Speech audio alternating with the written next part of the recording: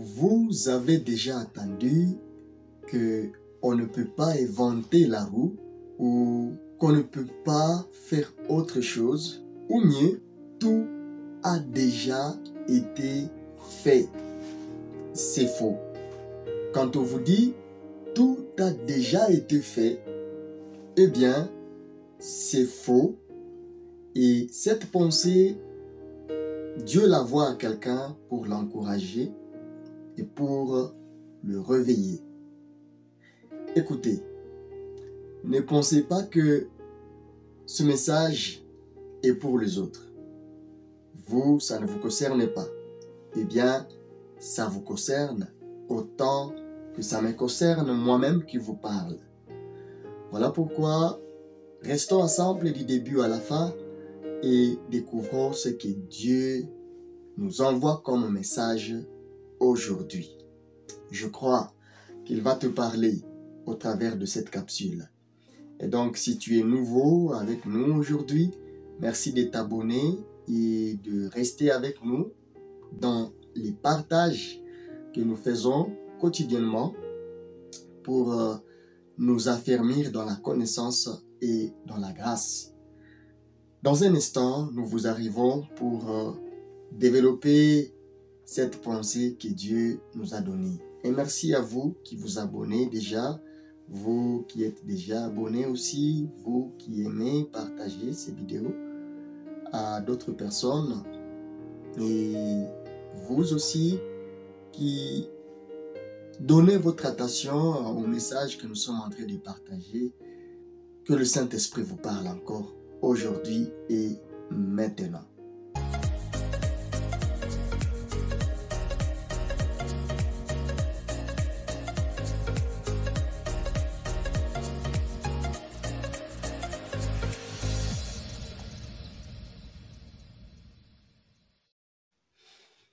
Abordons la pensée que le Seigneur nous envoie aujourd'hui.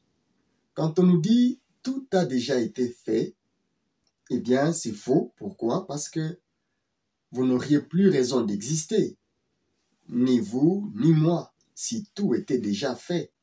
C'est une erreur de prêter attention à de telles déclarations. Vous savez, nous sommes dans un monde qui cherche à nous détourner du but, nous détourner de l'objectif, nous faire penser que nous sommes sur cette terre pour rien.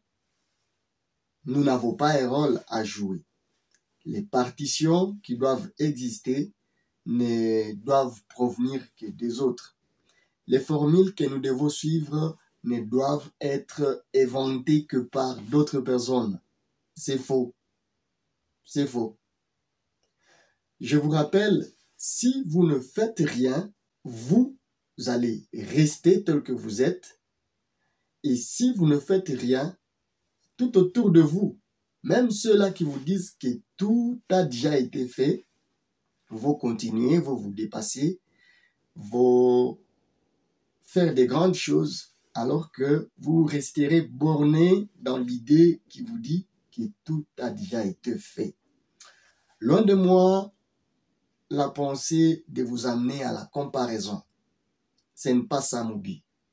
Mais je veux juste vous appeler à découvrir l'environnement du potentiel ou des potentiels que Dieu a déposé en vous. C'est un environnement immense que si vous vous mettez sur le chemin de sa découverte, vous serez surpris de voir comment est-ce que Dieu a déposé à vous autant d'éléments que vous ne voulez pas exploiter.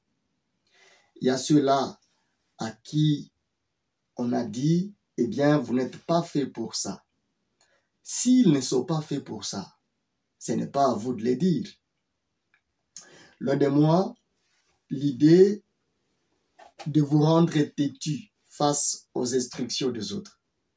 Mais j'aimerais vous attirer à l'écoute de l'Esprit de Dieu en vous pour ne pas être perdu dans les embouteillages de ce monde. J'aime une chose, chaque génération a ses innovations. Chaque génération a ses évasions. Écoutez, il y a des choses qui ont existé dans la Bible, des figures qui nous enseignent que réellement, tout a déjà été fait, ce n'est pas une déclaration biblique. Bien que on peut associer à cette pensée l'idée de l'Ecclésiaste qui dit, eh bien, ce qui a été, c'est ce qui est en train de se faire aujourd'hui. Il n'y a pas de nouvelles choses sur la terre. L'interprétation de ce verset-là, en dehors de son contexte, voilà ce qui risque de plonger la jeunesse, de plonger n'importe qui est face à ce passage dans l'inaction. Laissez-moi prendre juste Genèse chapitre 4. Dans Genèse chapitre 4, le verset 22, on nous parle de la forge et de la métallurgie qui était pratiquée par la descendance de Caïn. Avant eux, il n'y avait pas une autre personne ou d'autres personnes à qui on avait attribué telles actions. Dans Genèse chapitre 6, Dieu demande à Noé de bâtir l'arche. Noé a commencé la construction de l'arche.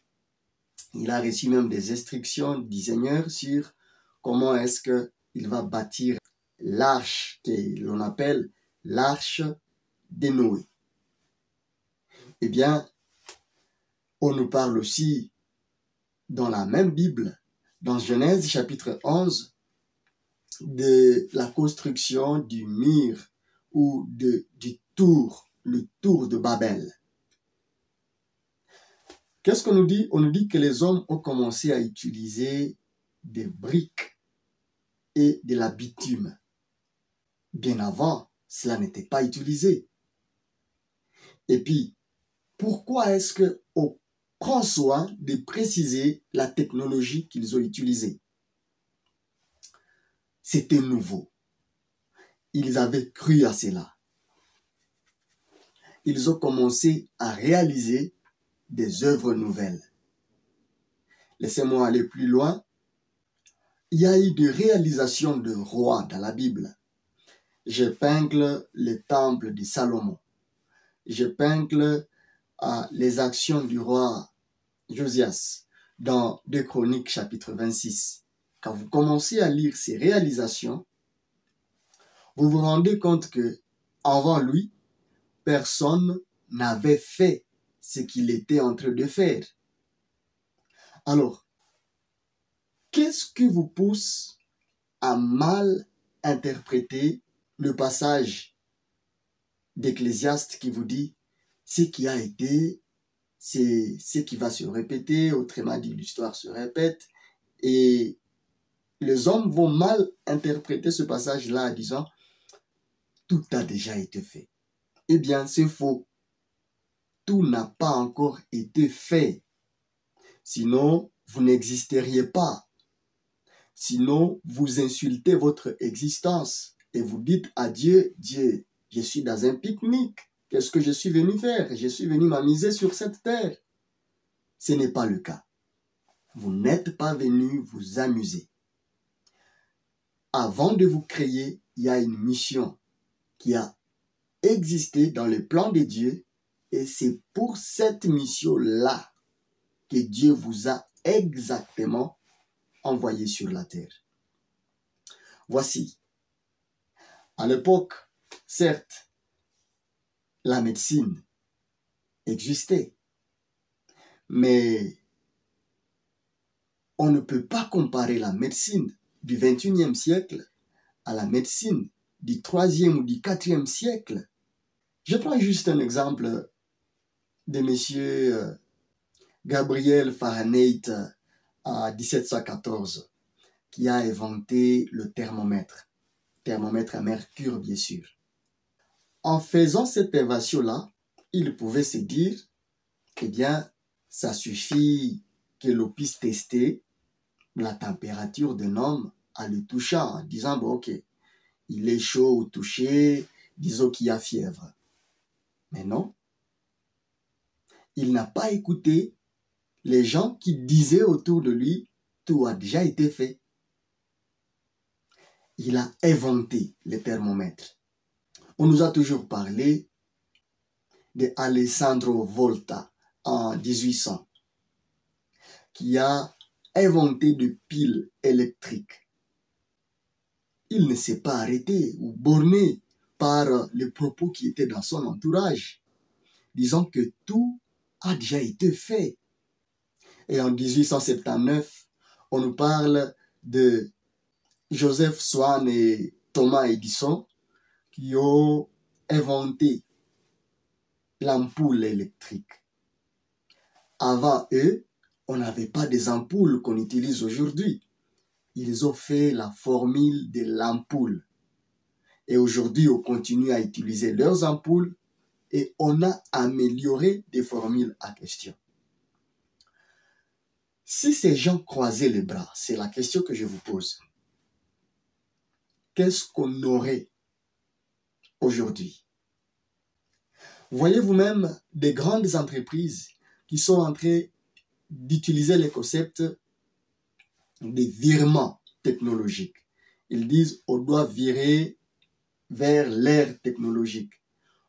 On doit même virer vers l'ère d'une nouvelle forme d'énergie. On doit désormais miser sur des voitures électriques. Ne plus penser au carburant. Ne plus penser à tout ce qui est combustible. Faire de sorte que le monde soit plus facile aujourd'hui qu'hier. Qui sont ces gens qui vous apportent toutes ces innovations-là? Et ils sont en train de bosser. La plupart des fois, quand ils bossent dur, ils produisent de meilleurs résultats. Eh bien, vous aussi, vous pouvez produire des bons résultats qui vont rendre la gloire à Dieu. Il n'y a pas que eux qui sont appelés à faire ça. Même vous, vous pouvez faire d'ailleurs mieux si et seulement si vous découvrez le potentiel que Dieu a déposé à vous. Je ne suis pas d'accord avec ceux-là qui disent que tout a déjà été fait. Et c'est ce que je viens vous communiquer aujourd'hui. Eh bien, si tout a déjà été fait, allez dormir. Pourquoi êtes-vous debout à me regarder maintenant? Pourquoi êtes-vous debout maintenant où vous allez au travail, je ne sais pas, vous vous inquiétez, vous vous demandez comment est-ce que votre famille va se nourrir, comment est-ce que vous allez réaliser tel ou tel autre projet? Ça prouve qu'il y a encore à faire. Bien-aimés, ne pensez pas que tout a déjà été fait. Non. Vous devez vous concentrer et vous appuyer sur Dieu afin qu'il vous révèle ce qu'il y a encore à faire devant vous. Voici une erreur à ne pas commettre. L'erreur, c'est de vous approprier les réussites des autres. Peut-être que vous êtes né dans une famille riche. Et pour cela, vous pensez que l'héritage vous suffit. Je ne cesserai pas de le répéter. Il y a beaucoup d'enfants qui naissent dans des familles riches et qui sont des gâtés pourris. Ne soyez pas de leur nombre. Quand vous êtes né dans une famille riche, c'est d'ailleurs une opportunité de faire encore mieux que ceux-là qui ont fait cette richesse-là. C'est déplorable de voir des gens qui naissent dans des familles riches.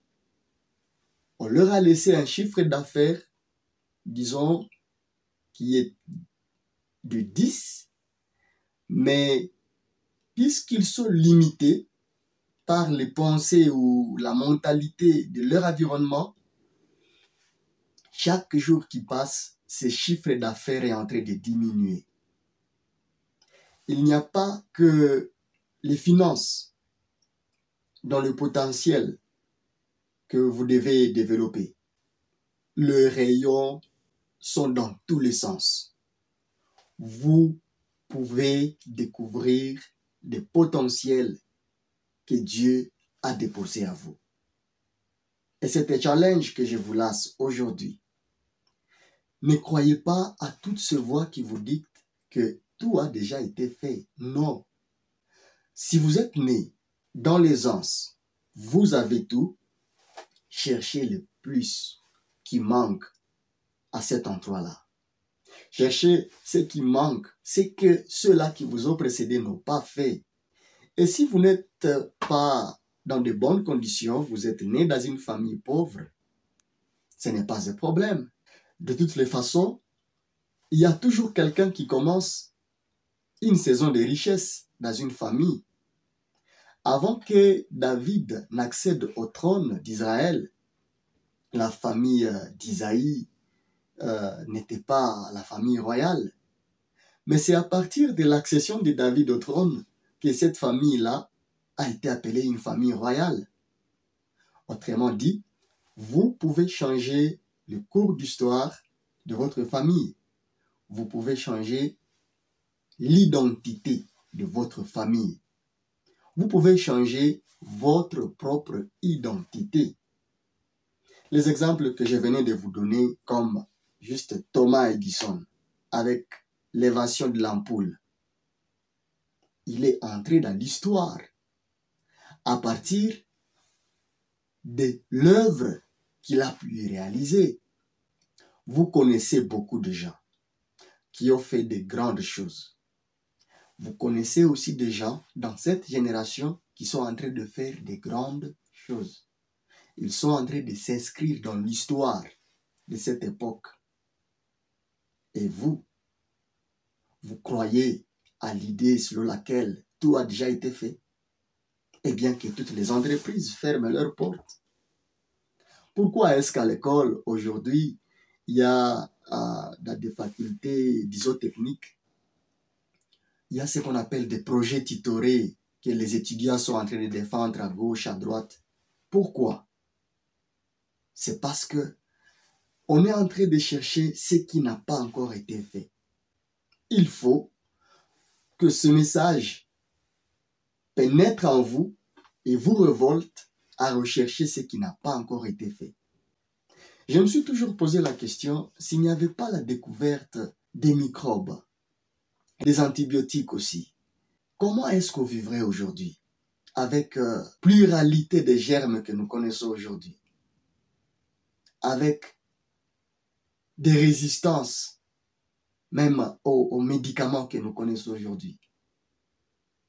Et aujourd'hui, si nous ne faisons rien, si les pharmaciens, les médecins ne se mettent pas au travail pour rechercher des molécules qui vont aider à soigner les gens demain, comment les gens vivront demain? Chaque jour qui passe, il y a un nouveau nom d'un produit qui est lancé sur terrain. Eh bien, ça prouve que tout n'a pas encore été fait. Dans le domaine médical, dans le domaine technique, dans n'importe quel domaine dans lequel vous soyez, je pense qu'il y a un plus que vous pouvez apporter. Vous n'êtes pas appelé à vous borner par la mentalité qui est autour de vous. D'ailleurs, je vous rappelle, le Seigneur, dans sa sagesse, il nous connaît. Nous sommes appelés à collaborer avec lui afin de déployer tout ce qu'il a déposé en nous comme potentiel. J'aime lorsque dans l'évangile selon Luc, Jésus est en train de dire à l'un, il a été donné ceci, un talent. À l'autre, 2. À l'autre, 5. L'erreur de plusieurs, c'est de penser qu'ils n'ont rien reçu. En réalité, même si c'est un seul talent, chacun d'entre nous a reçu quelque chose de Dieu. Certainement, le ciel vous a donné quelque chose. Et c'est à vous de le découvrir, c'est à vous de le développer, c'est à vous de le déployer. Celui qui avait reçu un talent, c'était conformément à sa capacité. Si celui qui a reçu 2 talents commet l'erreur d'écouter celui qui a reçu un seul talent, c'est un drame qui va arriver. Vous m'écoutez? Celui qui avait reçu un seul talent avait dit, je vais cacher mon talent. Ça dépendait de lui. Et celui qui avait reçu 2, il avait dit, ok, je vais multiplier ça. Il a multiplié et il a trouvé 4. Il a trouvé 2 autres et il s'est retrouvé avec 4. Celui qui avait reçu 5, il a multiplié, il a travaillé et il a gagné 5 autres. Et il s'est retrouvé avec 10 talents. Dites-moi, essayez de vous imaginer que celui qui avait reçu le 5 talents puisse écouter celui qui avait reçu un seul talent. Il allait être disqualifié au test de Dieu. Des fois, vous vous disqualifiez en écoutant les gens au lieu d'écouter ce que Dieu a déjà dit sur vous ou au lieu de chercher ce que Dieu a déjà dit sur vous. Ne vous bornez pas, s'il vous plaît. C'est le message que je vous apporte aujourd'hui. Ceux-là qui vous disent que tout a déjà été fait, je le rappelle, sont en train de travailler même maintenant. Ne croyez pas au mensonge selon lequel tout a déjà été fait. Ne croyez pas. C'est un mensonge.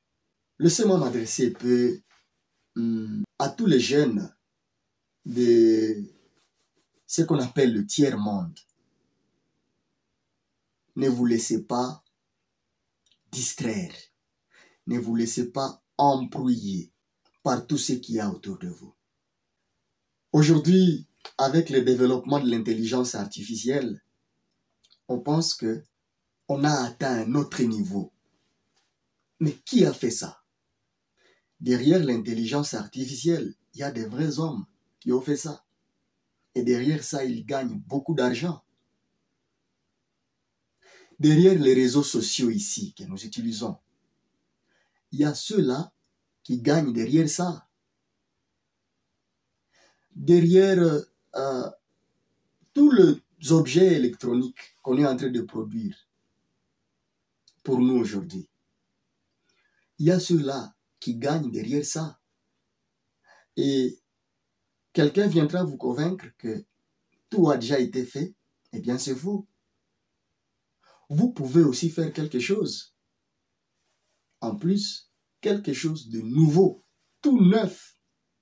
Une inspiration que vous recevez qui vous pousse à faire votre propre invention. Écoutez, nous admirons la musique de Pasteur Atoms, de Jean-Jean, des Amors, je ne sais pas, de Dena Moana. Avant ces gens ici, si ces gens croisaient les bras en disant, eh bien, tout a déjà été fait, papa est mort, laissez-moi prendre juste la partition de Pasteur Atoms qui a évolué avec Ale Moloto. Il allait se dire, papa Ale est mort, c'est tout, on ne va plus continuer l'œuvre et donc on s'arrête par là. Mais non, on aurait beaucoup perdu. C'est ainsi qu'on est en train de beaucoup perdre quand vous ne vous lassez pas, quand vous ne faites pas ce que Dieu attend de vous. Il y a quelque chose qui est caché à vous. Sauf que vous vous laissez distraire par ce que d'autres ont déjà fait. Je prends juste l'exemple du téléphone que nous avons. Le même téléphone, la même marque qui est entre vos mains, cette même marque se trouve entre les mains de quelqu'un d'autre, mais l'usage de ce téléphone diffère largement. Il y a des jeunes filles qui ont leur téléphone juste pour faire des vidéos qui exposent leur nudité, qui n'instruisent à rien et qui attendent des miracles du ciel pour que un jour elle soit épousée par des hommes riches et que ces hommes riches changent leur vie. Ce sont de bons rêves. Vous êtes permis de rêver, c'est bon. Mais à part votre corps, qu'est-ce que vous allez amener d'autre dans votre mariage? Et ces riches-là, pensez-vous que quand vous exposez votre nudité sur des réseaux, votre corps, essayez de mettre cela sur la balance avec l'homme que vous êtes en train de chercher. Est-ce que ça passe? À la minute même, il y a une autre jeune fille qui est en train d'exploiter son téléphone pour apprendre ses cours, pour apprendre de nouvelles compétences. Mais vous, vous êtes là, au lieu d'utiliser cette technologie pour vous amener à une nouvelle compétence plus utile, vous êtes là à perdre du temps, à suivre, je ne sais pas, des jeux vidéo, à suivre tout ce qui est en train de vous plonger dans l'inaction et dans une zone de confort. Vous perdez du temps. Bien-aimés, je ne sais pas comment est-ce que je vais vous le dire pour que ça puisse tenir exactement dans votre tête, que vous puissiez les retenir pour ne jamais l'oublier. Retenez que vous pouvez faire plus et vous pouvez faire de nouvelles choses. Si à chaque nom qui existe dans la Bible, il y a des lignes qui forment des chapitres et des leçons à tirer de la vie de ces gens-là, il faudra que à la fin de votre vie, on puisse trouver aussi des lignes à écrire qui vont constituer des chapitres de votre vie, qui vont aussi bénir la nouvelle génération ou des gens qui vont rester. Les dangers qu'il y a dans l'expression « tout a déjà été fait », c'est de finir sa course sur cette terre sans empreinte, sans laisser de traces sur la terre.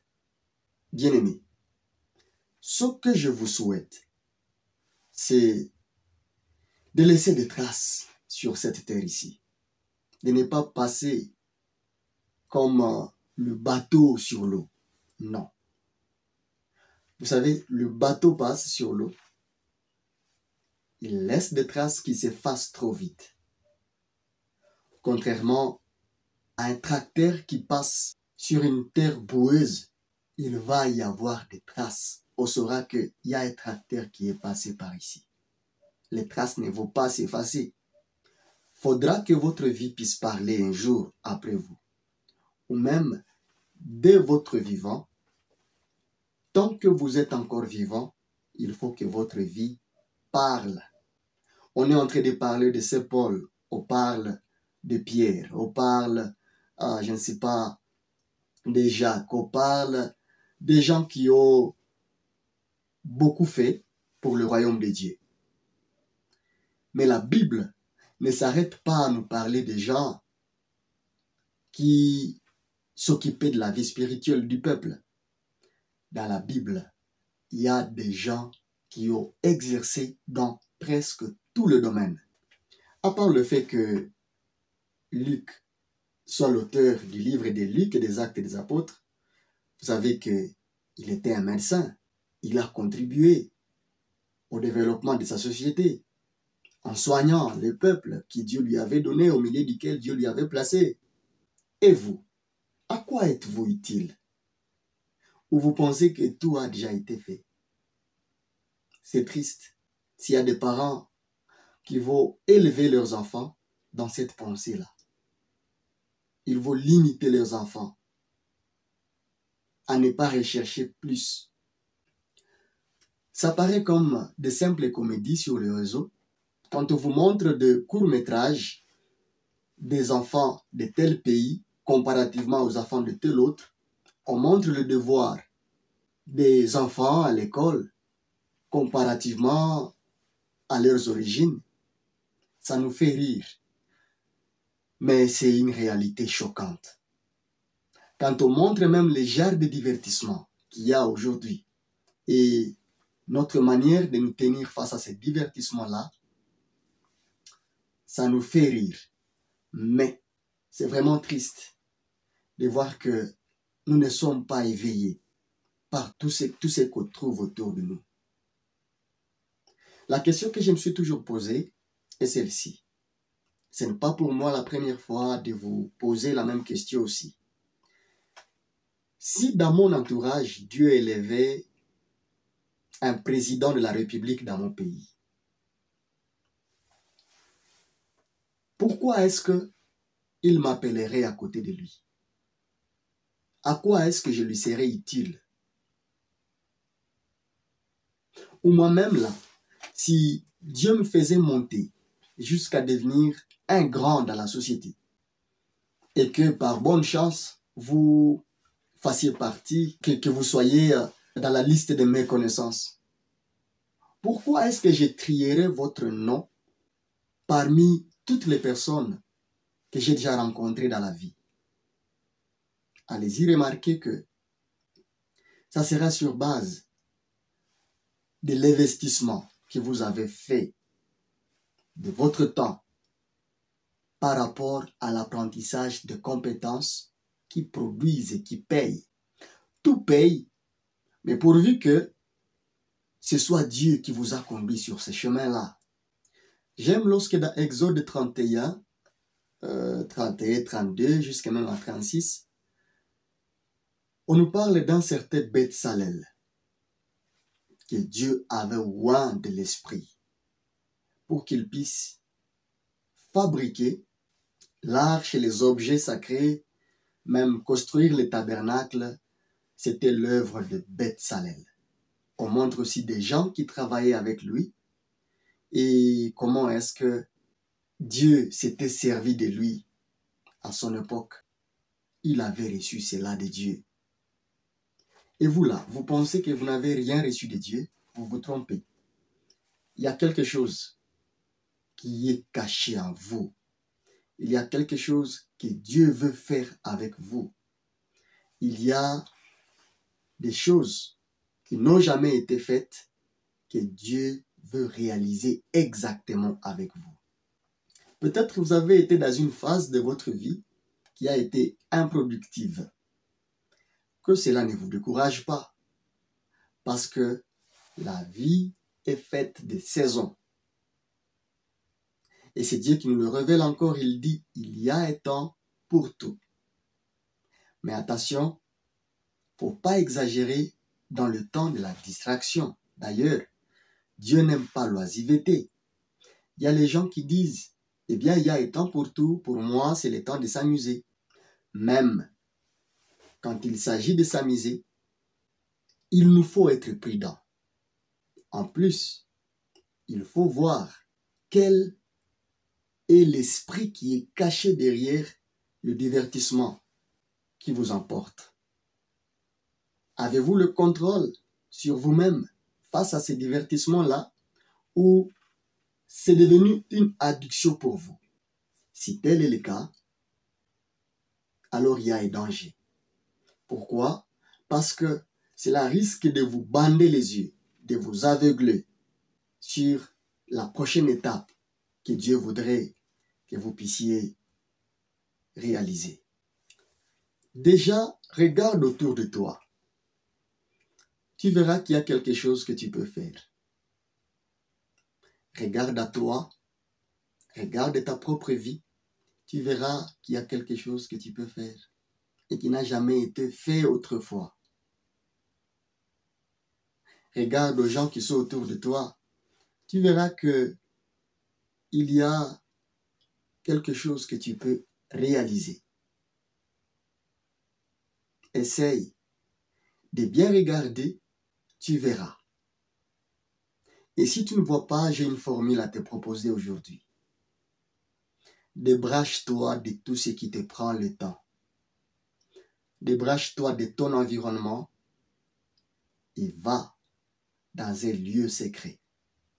Les lieux secrets, je ne te demande pas d'aller te perdre, Va même dans ta chambre, va au salon, prends un temps de silence, prends un papier, prends un stylo, commence à prier Dieu.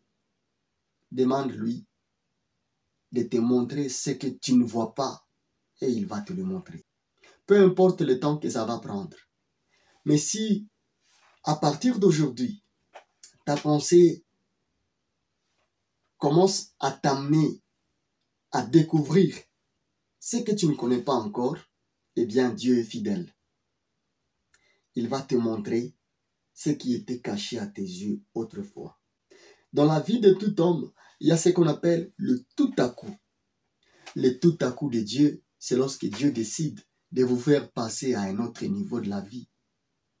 Et c'est tout à coup-là peut être maintenant pour vous. En décidant de ne pas croire à la mentalité bornée qui nous dit que tout a déjà été fait. Moi, je crois et j'aspire à cela, qu'il y a encore plus à faire dans la politique, dans le ministère, dans la science. Il y a encore plus à faire. Attention, n'enterrez pas ce que Dieu vous donne comme nouvelle pensée. Ou quand Dieu vous ouvre les yeux sur quelque chose, n'enterrez pas cela. Travaillez. Recevez encore des directives de Dieu. Et attention encore, ne pensez pas que votre trajectoire ressemblera aux trajectoires des autres. Non. Vous aurez votre propre trajectoire. Élie et Élisée étaient tous des prophètes, mais ils n'ont pas eu la même trajectoire. La trajectoire d'Élie n'était pas celle d'Élisée. Moïse et Josué étaient tous le conducteur du peuple d'Israël. Mais attention, ils n'ont pas eu la même vie. Chacun a eu sa partition. Et chacun était bien particulier. Moïse était bègue, alors que Josué ne l'était pas. Josué était guerrier, mais il a fait son temps. Moïse a aussi fait son temps. Et donc, toi aussi, tu peux faire ton temps. Parmi les 12 apôtres de Jésus, on ne nous dit pas que tous étaient venus de la pêche. Non. Jésus a trié un taxateur, un médecin et d'autres personnes. Vous voyez ça? Et donc, vous et moi, ne pensons pas que notre vie aura à ressembler forcément à la vie des autres. Non.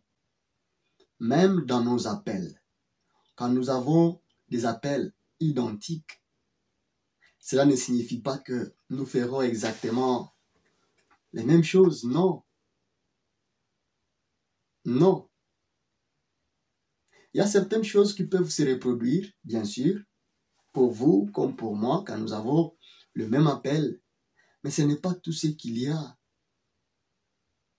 Il y a des choses que vous ferez que moi, je ne pourrai pas faire, parce que ça sera votre particularité. Il y a aussi des choses que je ferai, mais que vous ne pourrez jamais faire. Et il y a des choses qui seront des faiblesses pour moi, mais qui béniront les gens, puisque Dieu acceptera de se servir de ces faiblesses-là, les accompagner de sa grâce pour toucher plusieurs personnes. Alors que ce que je pensais être ma force, rien du tout. Dieu ne s'est pas servi de cela. Et vous, il y a des choses avec lesquelles vous n'êtes pas correct. Vous sentez comme s'il y a une sorte d'imperfection dans cela, mais Dieu s'en servira pour que cela puisse toucher son peuple ou puisse vous amener à la réalisation de ce qu'il a prévu pour vous. Bien-aimés, arrêtez de vous noyer dans cette mentalité-là. Vous devez vous lever et commencer à agir. Vous devez vous lever et commencer à faire le petit pas. J'aime dire que le changement, c'est un processus. Le changement, c'est vraiment un processus. Et il faudra du temps pour que vous puissiez arriver là où Dieu vous attend.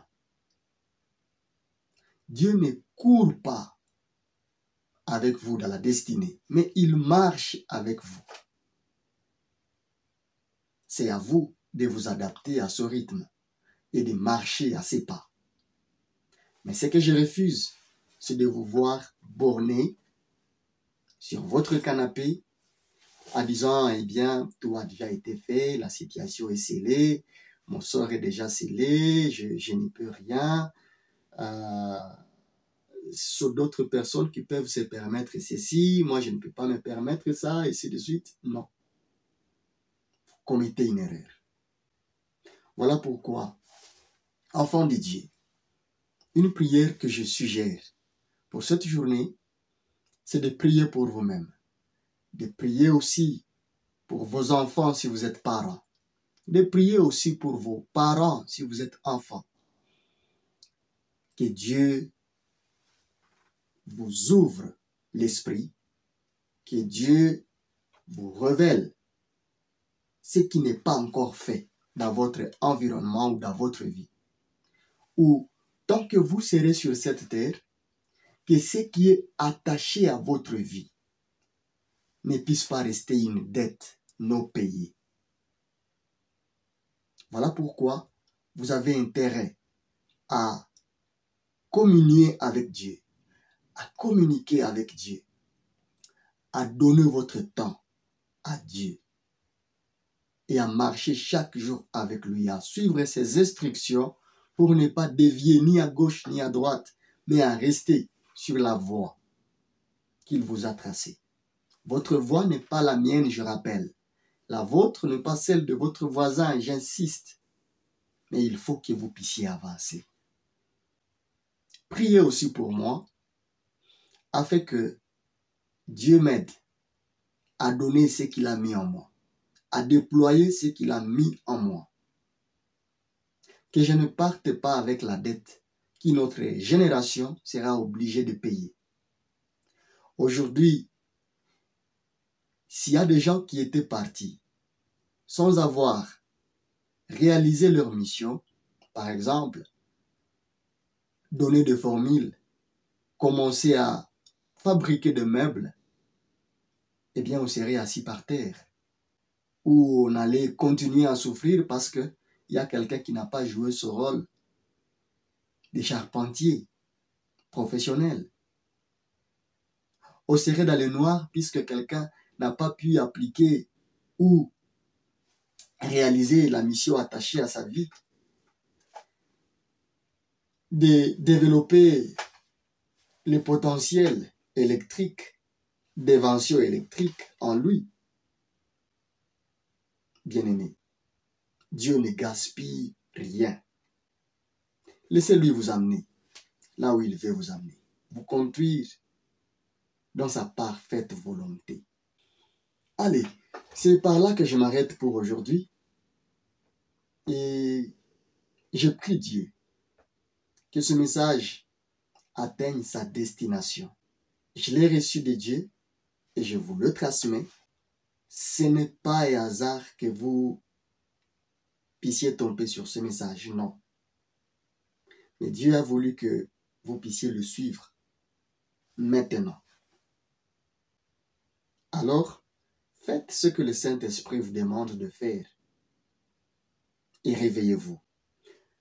Merci de vous abonner et de partager ce message autour de vous pour ne pas rater le prochain message. Et si vous n'êtes pas encore abonné, n'hésitez pas s'il vous plaît de le faire. Merci à vous qui êtes déjà abonnés. Nous vous sommes infiniment reconnaissants. Allez, on se dit à bientôt et que Dieu vous bénisse.